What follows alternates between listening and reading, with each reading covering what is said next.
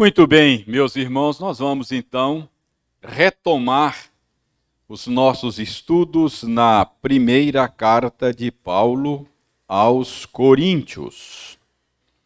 Nós chegamos ao capítulo 9. Então, abra a sua Bíblia, no capítulo 9 da primeira carta de Paulo aos Coríntios. Lerei os 15 primeiros versículos do capítulo 9. Primeiro aos Coríntios, capítulo 9, versos de 1 a 15. Então, esta é a porção que nós vamos analisar hoje. Eu leio, você acompanha aí silenciosamente. Não sou eu, porventura, livre? Não sou apóstolo? Não vi Jesus, nosso Senhor? Acaso não sois fruto do meu trabalho no Senhor? Se não sou apóstolo para outrem, certamente o sou para vós outros, porque vós sois o selo do meu apostolado no Senhor. A minha defesa perante os que me interpelam é esta: não temos nós o direito de comer e beber?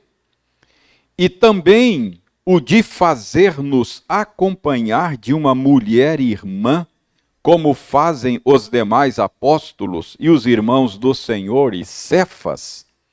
Ou somente eu e Barnabé não temos direito de deixar de trabalhar? Quem jamais vai à guerra à sua própria custa? Quem planta a vinha e não come do seu fruto? Ou quem apacenta um rebanho e não se alimenta do leite do rebanho? Porventura falo isto como homem, ou não o diz também a lei? Porque na lei de Moisés está escrito: não atarás a boca ao boi que pisa o trigo. Acaso é com bois que Deus se preocupa?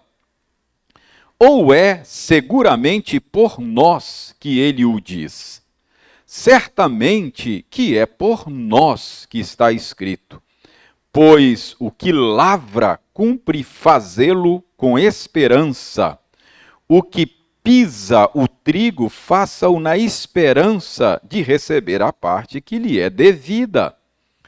Se nós vos semeamos as coisas espirituais, será muito recolhermos de vós bens materiais? Se outros participam desse direito sobre vós, não o temos nós em maior medida? Entretanto, não usamos desse direito, antes suportamos tudo, para não criarmos qualquer obstáculo ao Evangelho de Cristo. Não sabeis vós que os que prestam serviços sagrados do próprio templo se alimentam? E quem serve ao altar, do altar tira o seu sustento? Assim ordenou também o Senhor aos que pregam o Evangelho que vivam do Evangelho. Eu, porém, não me tenho servido de nenhuma destas coisas, e não escrevo isto para que assim se faça comigo, porque melhor me fora morrer antes que alguém me anule esta glória. Vamos orar pedindo ao Senhor a bênção da iluminação? Deus bondoso, agradecemos-te por nos dares a bendita oportunidade, mais uma vez, de nos reunirmos em torno da tua palavra, como temos feito aqui nas noites de quarta-feira. Obrigado, Senhor, por esta epístola, que tem sido objeto da nossa atenção nesses dias. E que, mais uma vez, o Senhor nos dê a graça de termos uma correta compreensão do sentido da passagem que lemos. E ajuda-nos, ó Senhor Deus, de tal maneira que a tua palavra caia no nosso coração como semente em boa terra, e que ela produza em nós os frutos a que se destina. Nós oramos em nome de Jesus. Amém. Você já sabe que o tema desta série de estudos é Problemas de uma Igreja Local. Isso porque esta carta foi escrita para resolver uma série de problemas que estavam acontecendo lá na igreja de Corinto. Você se lembra do primeiro problema que Paulo trata nesta carta? Lembra ou esqueceu? Divisões. Havia lá divisões em torno do nome de líderes. Paulo gasta 3, quase 4 capítulos para tratar deste primeiro problema. Segundo problema que Paulo trata, lembram?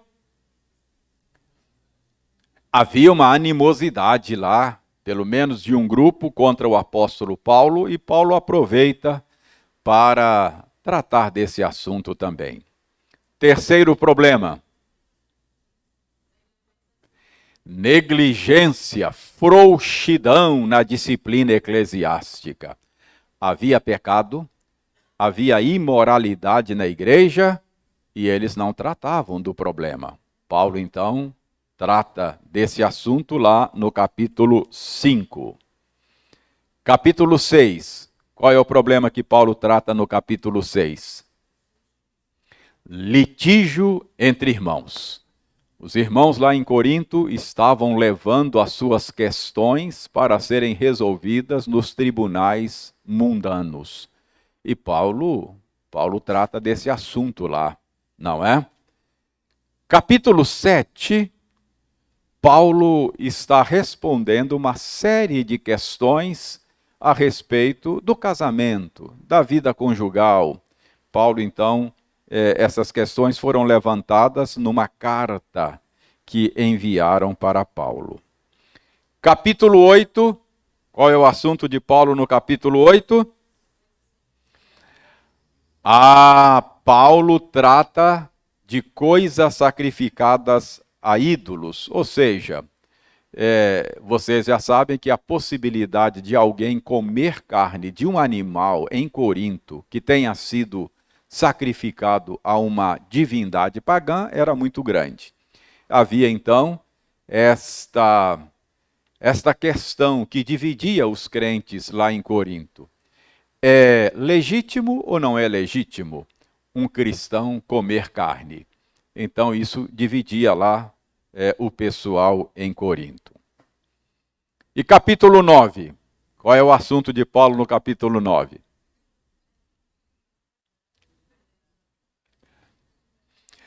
Parece que Paulo mudou de assunto, não parece? Mas ele não mudou de assunto. Paulo continua tratando da questão de comer ou não comer carne. Parece que ele mudou de assunto, mas de fato ele não mudou de assunto. Vocês se lembram que Paulo vinha falando ao grupo de irmãos que ele considerava como os fortes, isto é, aqueles que tinham esclarecimento e que entendiam que não há problema comer carne. O crente é livre, ele tem liberdade para comer qualquer coisa que Deus criou. Portanto, não há nenhuma incompatibilidade, não há nenhum problema o cristão comer carne. E Paulo concorda com eles. Mas Paulo faz uma ressalva. Paulo diz: cuidado, você é livre para comer, mas cuidado para que essa sua liberdade não faça o seu irmão tropeçar. Cuidado para que você não use mal a sua liberdade e faça o seu irmão que é fraco, que tem escrúpulos, tropeçar e pecar contra Deus. Então esse é o pano de fundo Por isso, Paulo agora vai ensinar um princípio, que é o princípio de que o cristão precisa estar preparado para abrir mão de direitos. Por quê? Paulo está dizendo, você tem o direito de comer carne, mas você precisa estar preparado para abrir mão desse direito. Então, é isso que Paulo vai ensinar agora. O presbítero Elton, na quarta-feira passada, já lembrou que essa é uma questão difícil para nós, abrir mão de direitos. É difícil mesmo. Aliás, isso mostra a natureza contraintuitiva do cristianismo. A fé cristã, ela é contracultural. Contraintuitiva quer dizer que é contrário à maneira como nós pensamos. O cristianismo é uma contracultura. Ser cristão é nadar contra a correnteza. Por quê? Porque a nossa cultura é uma cultura que estimula a defesa de direitos, não é? Não é razoável para a mentalidade da nossa cultura abrir mão de direitos. Nós vivemos numa cultura que nos ensina a defender os nossos direitos, a reivindicar os nossos direitos. Não é assim? É o direito da criança e do adolescente, é o direito das mulheres, é o direito dos animais, é o direito dos idosos. Todo mundo está reivindicando o direito. E de repente vem alguém e fala, você precisa aprender a abrir mão de direito. Falar, isso não faz sentido, isso é uma loucura. Mas é que o cristianismo é assim mesmo. O cristianismo é uma contracultura.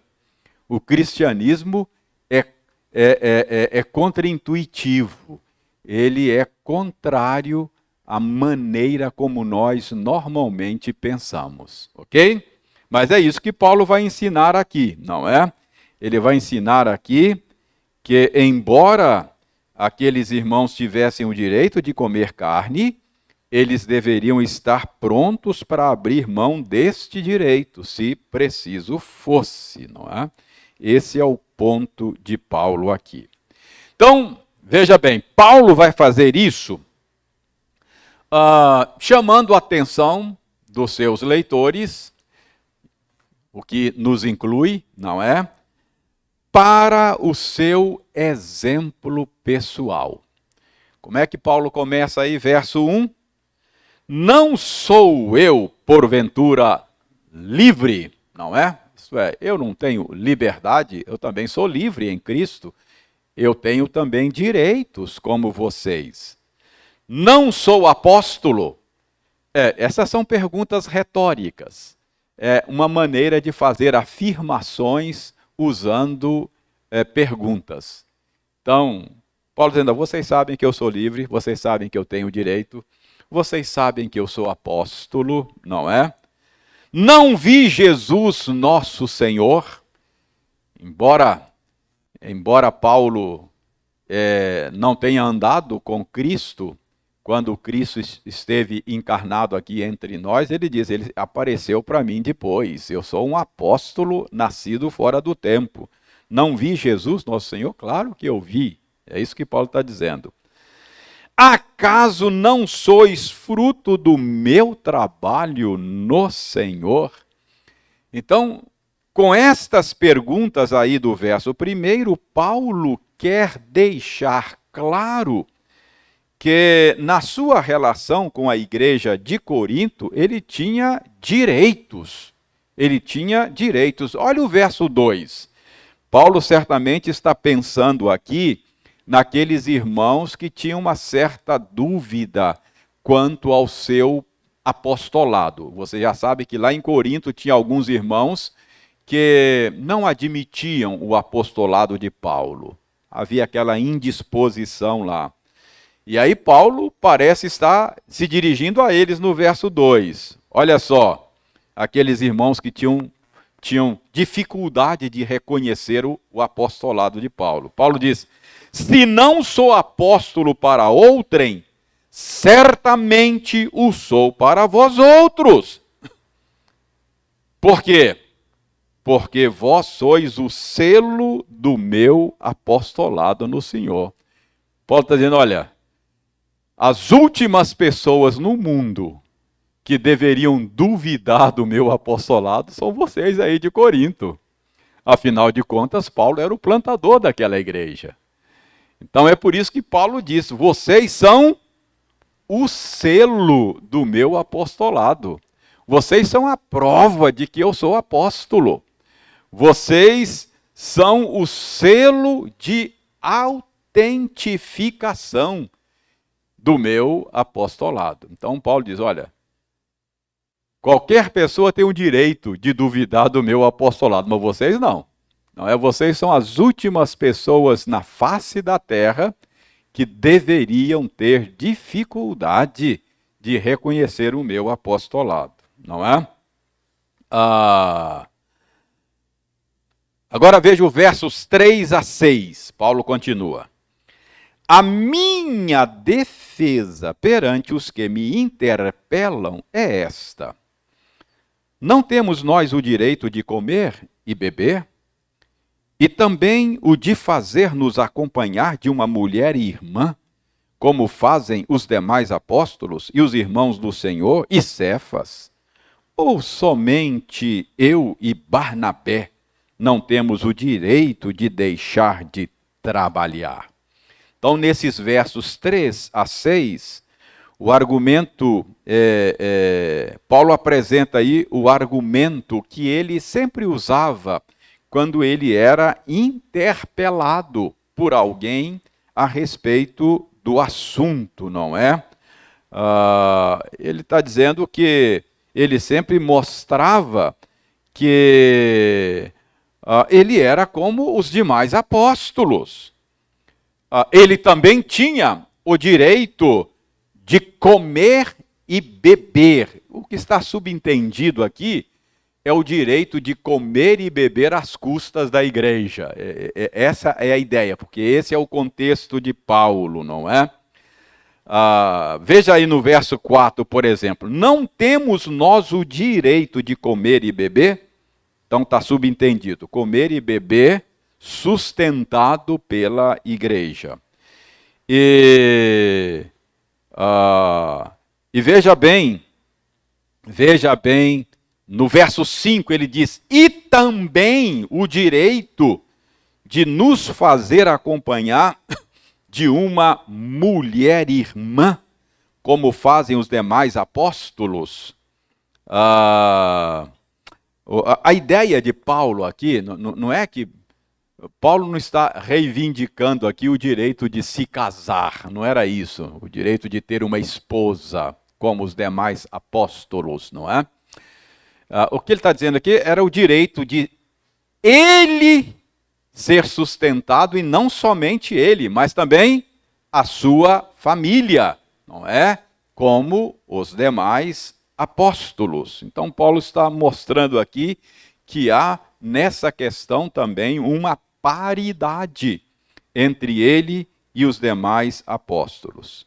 Então, preste bem atenção. Paulo começa o capítulo reivindicando o seu apostolado, dizendo, eu sou apóstolo, eu vi o Senhor, e vocês são as últimas pessoas que deveriam duvidar do meu apostolado, porque vocês mesmos são uma prova do meu apostolado, e portanto eu tenho o direito, como os demais apóstolos, o direito de comer e beber, o direito de ser sustentado pela igreja, e tanto eu como minha família, se for o caso, não é?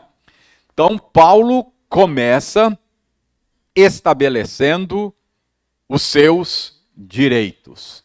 Ele começa reivindicando os seus direitos de apóstolo e obreiro cristão.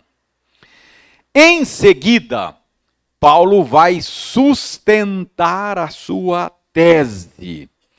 E notem aí que Paulo vai usar agora o argumento do senso comum para sustentar a sua tese. Verso 7. Ele diz: quem jamais vai à guerra à sua própria custa?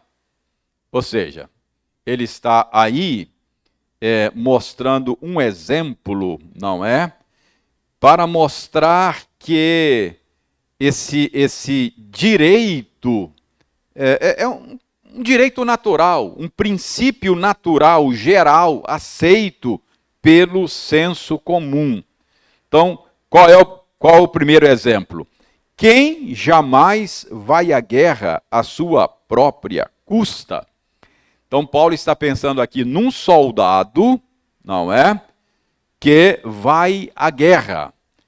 É impensável, Paulo está mostrando, o senso comum não discute isso. É impensável que um soldado que vai à guerra, que presta serviço militar, ele faça isso às suas próprias custas. Um soldado que vai à guerra, ele é sustentado pelo Estado, não é? Ele recebe do Estado o seu fardamento, ele recebe do Estado alimentação, ele recebe do Estado armas, munição, não é? Não é razoável, Paulo está dizendo, que um soldado vá à guerra à sua própria custa. Segunda imagem que Paulo usa aí no verso 7 é a imagem de um agricultor. Depois de usar a ideia do soldado, ele diz: quem planta a vinha e não come do seu fruto?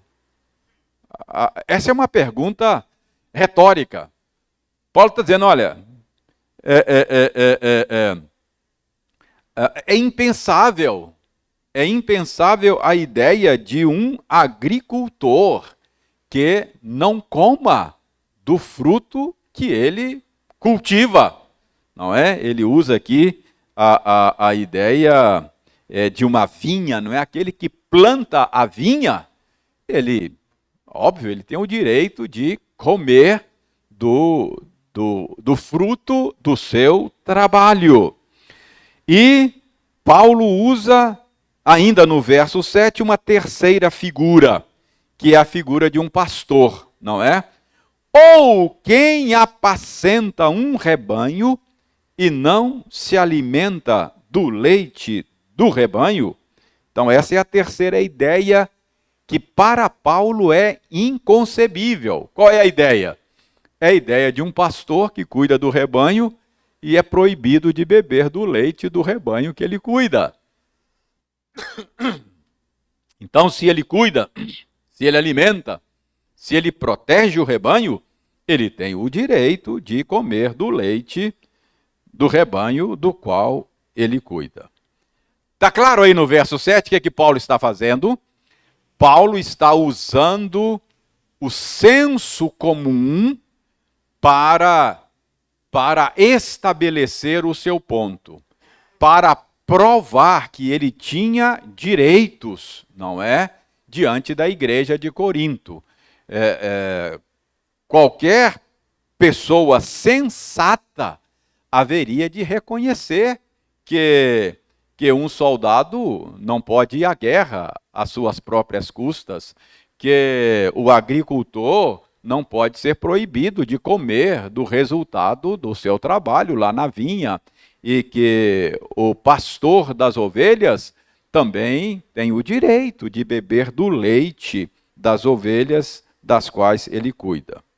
Então, o que Paulo quer mostrar aqui é que é muitíssimo natural que estes profissionais que ele acaba de citar, que eles comam do fruto do seu trabalho. Todos eles tiram o sustento da sua ocupação. O que Paulo quer mostrar é que ninguém discorda disso. Isso é matéria de fato. Isso é senso comum. Isso é aceito sem discussão por qualquer pessoa. Então, isso é que é o senso comum. Então, no verso 7, o apóstolo Paulo mostra que o senso comum dava a ele o direito de receber sustento da igreja de Corinto. Por quê? Porque ele era o fundador daquela igreja. Porque aquela igreja foi plantada por ele. Porque aqueles irmãos que lá estavam, na sua grande maioria, foram levados a Cristo por meio do ministério de Paulo. Paulo instruiu aquela igreja. Paulo continua cuidando da igreja mesmo à distância, tanto é que está escrevendo carta para eles, respondendo questões para eles, orientando e resolvendo os problemas da igreja. Então, para Paulo, o senso comum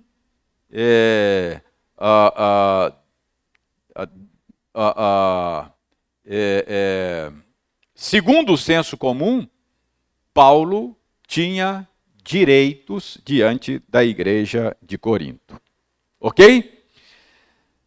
Bom, agora chega no verso 8. Depois de usar o argumento do senso comum, verso 8, ele diz o seguinte: porventura falo isso como homem, ou não o diz também a lei? O que Paulo quer dizer com isso aí? Porventura falo isso como homem? Paulo dizendo, porventura, esse direito que eu tenho diante da igreja de Corinto é apenas uma questão de senso comum? Não é? Falo como... É apenas uma questão humanitária, natural, de senso comum? Paulo vai mostrar que não. Paulo vai mostrar que não é apenas o senso comum que lhe dá esse direito. Não é apenas uma questão de justiça humana. Não é apenas uma questão da lei natural. Ele quer mostrar agora no verso 8 que a sua tese não é sustentada apenas pelo senso comum, mas é sustentada também pela lei do Senhor, pela Escritura. É isso que ele vai mostrar agora. Então, primeiro ele mostra, o senso comum me dá o direito. Mas não é só o senso comum. Ele vai mostrar, a lei do Senhor também me dá esse direito. Verso 9 e 10. Por que a lei também dá esse direito? Porque na lei de Moisés está escrito, não é? Na lei de Moisés está escrito: não atarás a boca ao boi quando pisa o trigo. Então ele cita aí Deuteronômio 25, 4. Alguém quer procurar para nós aí Deuteronômio 25, 4? Está vendo? Então, essa era uma lei que Deus deu por meio de Moisés. Esta lei proibia o agricultor lá, o fazendeiro, colocar mordaça no boi enquanto ele estivesse trabalhando na eira. Uma eira era um cercadinho assim de pedra normalmente, uma pequena mureta de pedra ali. O agricultor colhia lá os feixes, não é? Sei lá, trigo, jogava lá os feixes. E normalmente um animal puxando lá uma espécie de, parecendo um arado, mas não era para arar, era normalmente puxando uma peça pesada, às vezes de pedra, madeira, que pelo atrito ia fazendo os grãos soltarem da palha, não é?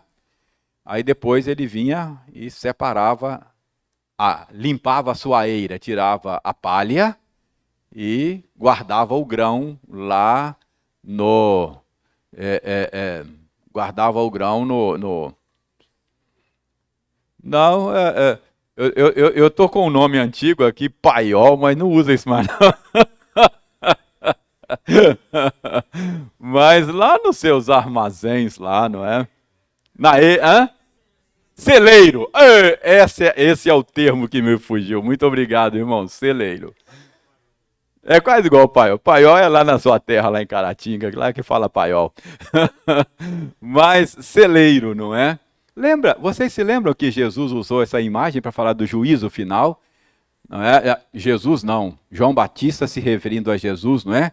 Diz que ele já tem a sua pá na mão e vai limpar completamente a sua eira. Vai guardar o grão e queimar a palha com fogo inextinguível. Então, mas o ponto aqui é o animal que trabalha na eira.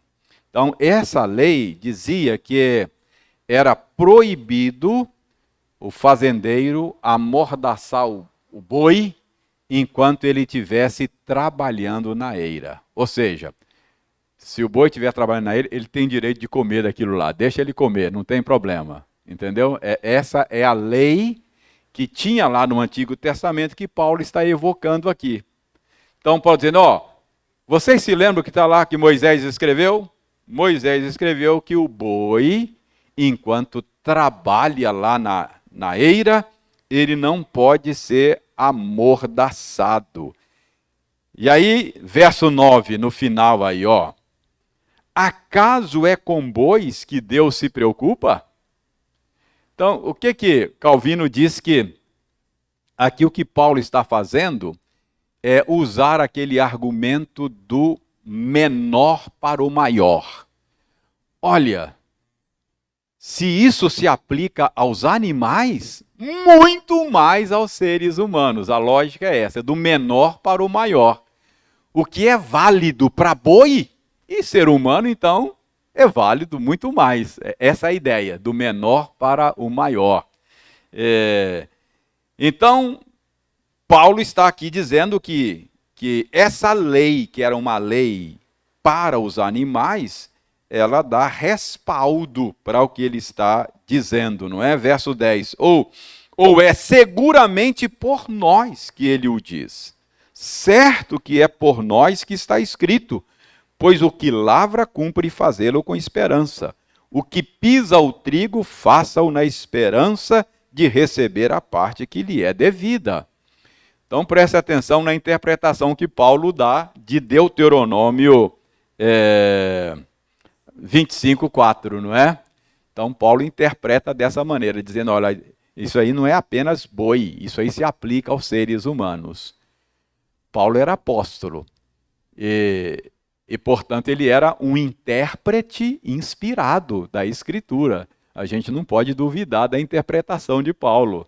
Então, se Paulo diz que esse negócio aqui sobre boi se aplica também a seres humanos, a gente não pode discordar de Paulo, não é? Então, se essa é a interpretação que Paulo deu.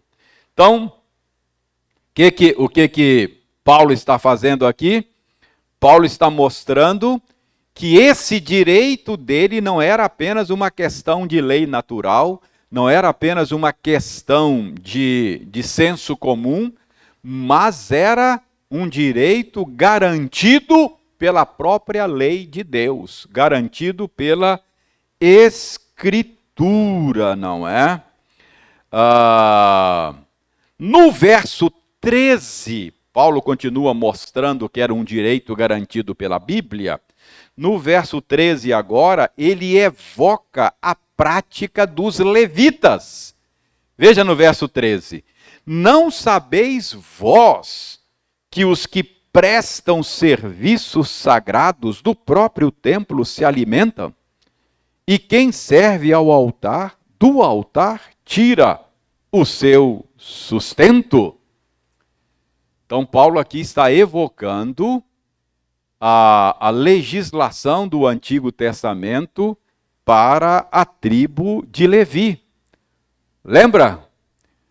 Quando Deus distribuiu a terra para as 12 tribos, a tribo de Levi não recebeu terra, porque eles viveriam do culto, do templo. Abra Deuteronômio 18, abra aí. Deuteronômio 18.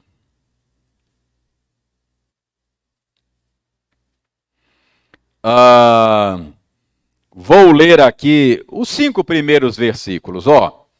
Os sacerdotes levitas e toda a tribo de Levi não terão parte nem herança em Israel. Das ofertas queimadas ao Senhor e daquilo que lhes é devido comerão, pelo que não terão herança no meio de seus irmãos. O Senhor é a sua herança, como lhes tem dito. Será este, pois, o direito devido aos sacerdotes da parte do povo, dos que oferecem sacrifício, seja gado ou rebanho, que darão ao sacerdote a espádua e as queixadas e o bucho. Dar-lhe-ás as primícias do teu cereal, do teu vinho, do teu azeite, e as primícias da tosquia das ovelhas, porque o Senhor teu Deus o escolheu de entre todas as tuas tribos para ministrar em o nome do Senhor, ele e seus filhos todos os dias. Então Paulo está pensando nisso aqui.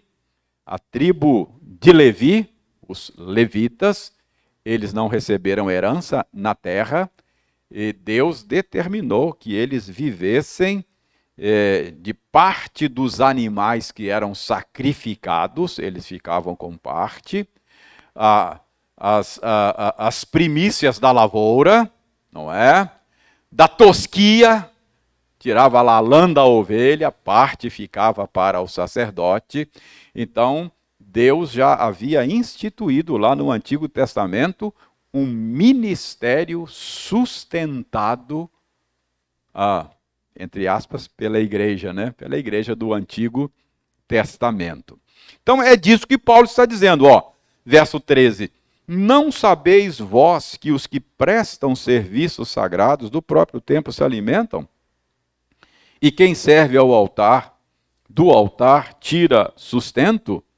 Então Paulo está lembrando aqui aos coríntios que o Senhor determinou que aqueles que serviam e trabalhavam no templo em Jerusalém, deviam ser sustentados pelas ofertas dos adoradores. Então, Paulo mostra que o direito que ele tinha, por ser apóstolo, fundador da igreja de Corinto, era garantido pelo senso comum. Ele mostra que esse direito era garantido pela Bíblia, pelo Antigo Testamento, que era a Bíblia dos dias de Paulo, não é? E além de evocar o Antigo Testamento, veja o verso 14. Assim ordenou também o Senhor aos que pregam o Evangelho, que vivam do Evangelho.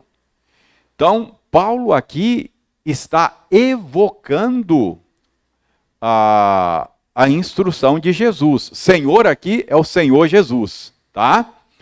Assim ordenou também o Senhor aos que pregam o Evangelho, que vivam do Evangelho. Onde é que o Senhor Jesus ordenou isso? Quando foi que o Senhor Jesus ordenou isso? Abra Mateus 10. Mateus 10. A partir do verso 1. Certamente Paulo tem esse fato aqui em mente, quando ele fala que o Senhor ordenou que aqueles que pregam o Evangelho, que vivam do Evangelho. Está aqui o Senhor ordenando, Tendo chamado os seus 12 discípulos, deu-lhes Jesus autoridade sobre espíritos imundos para os expelir e para curar toda sorte de doença e enfermidades. Ora, Os nomes dos 12 apóstolos são estes: primeiro Simão, por sobrenome Pedro, e André, seu irmão, Tiago, filho de Zebedeu, e João, seu irmão, Filipe e Bartolomeu, Tomé e Mateus, o publicano, Tiago, filho de Alfeu, e Tadeu, Simão o Zelote e Judas Iscariotes, que foi quem o traiu. A estes 12 enviou Jesus, dando-lhes as seguintes instruções: não tomeis rumo aos gentios, nem entreis em cidade de samaritanos, mas de preferência procurai as ovelhas perdidas da casa de Israel. E à medida que seguirdes, pregai que está próximo o reino dos céus. Curai enfermos, ressuscitai mortos, purificai leprosos, expeli demônios. De graça recebestes, de graça dai. Agora preste atenção. Não vos provereis de ouro, nem de prata, nem de cobre nos vossos cintos, nem de alforge para o caminho, nem de 2 túnicas, nem de sandálias, nem de bordão, porque digno é o trabalhador do seu alimento. Então, quando Jesus enviou os 12 apóstolos, deu-lhes a ordem de serem alimentados pelas pessoas às quais eles seriam enviados, não é? E o padrão se repete também no texto que o Ildeir leu conosco. O Ildeir leu conosco o envio dos 70. E se você se lembrar aí do texto, lá em Lucas capítulo 10, no verso 7, diz aqui: permanecei na mesma casa, comendo e bebendo do que eles tiverem, porque digno é o trabalhador do seu salário.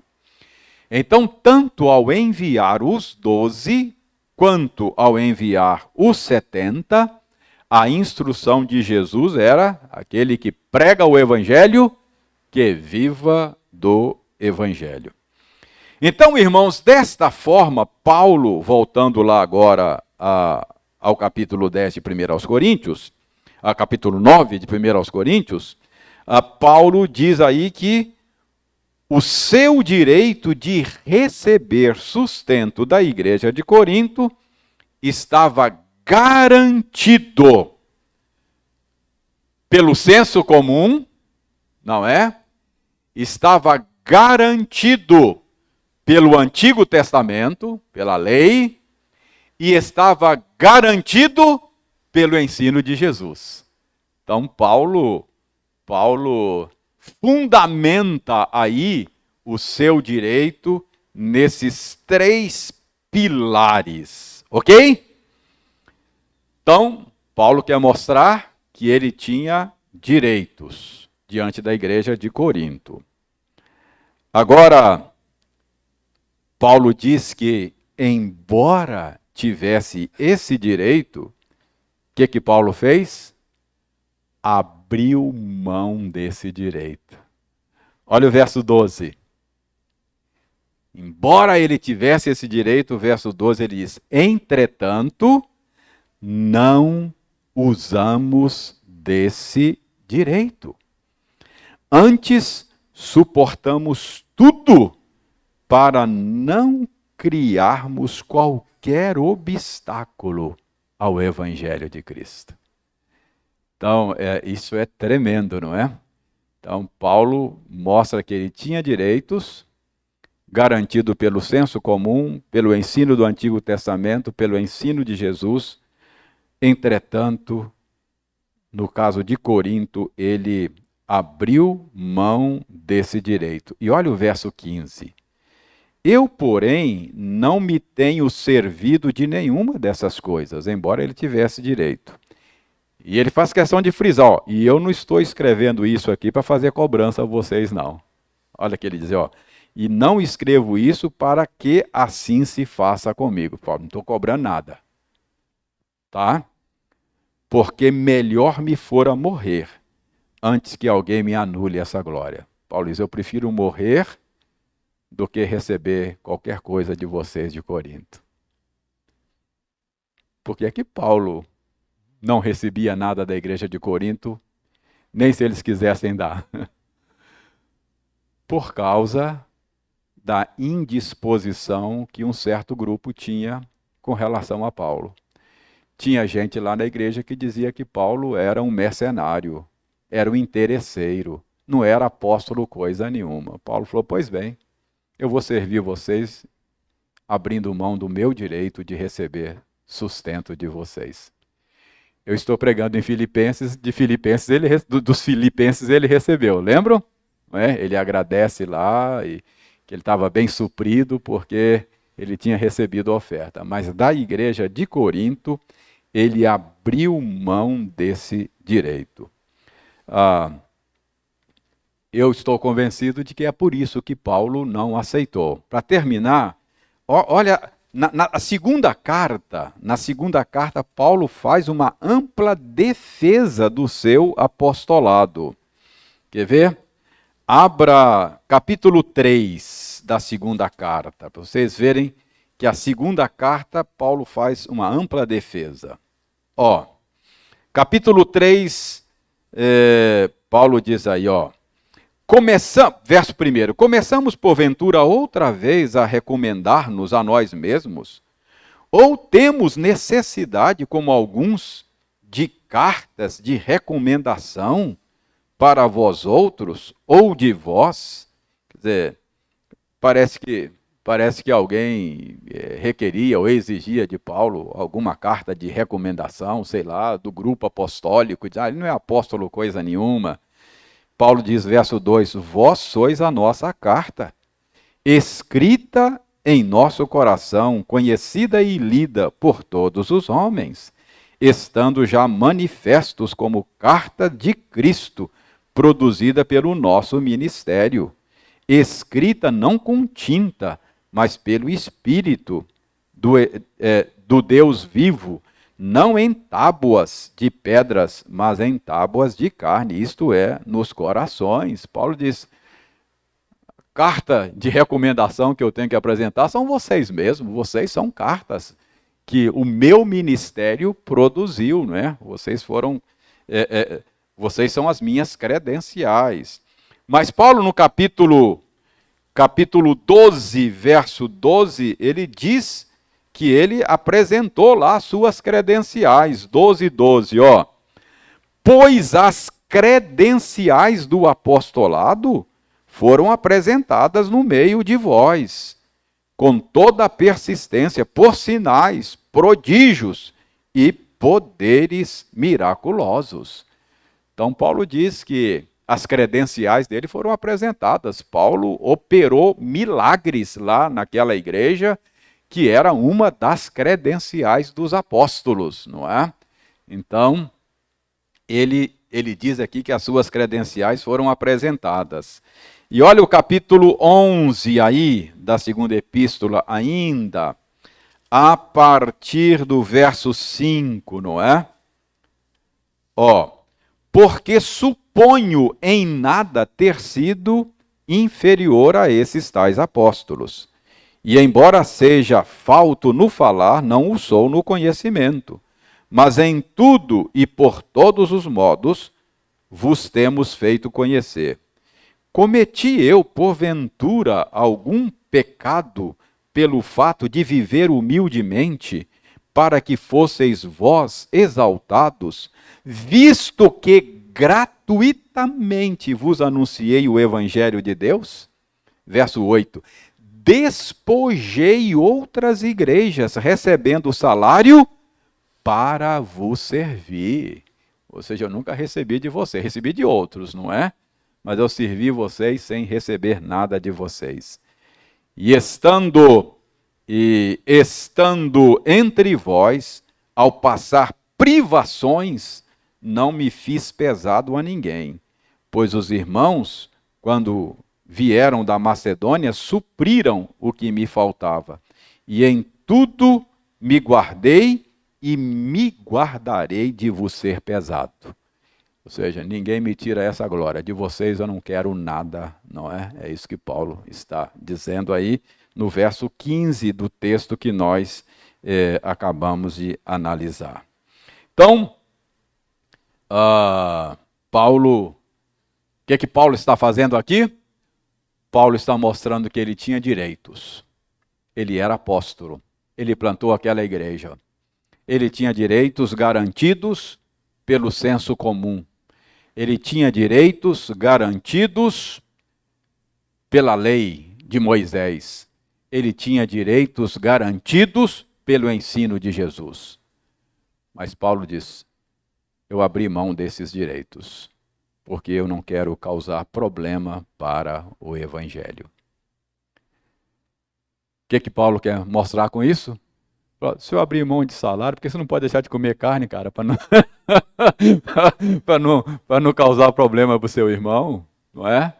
Então, o que Paulo está ensinando aqui é que o cristão precisa estar pronto para abrir mão de direitos, se preciso for, por amor a Cristo, por amor à igreja, por amor ao evangelho.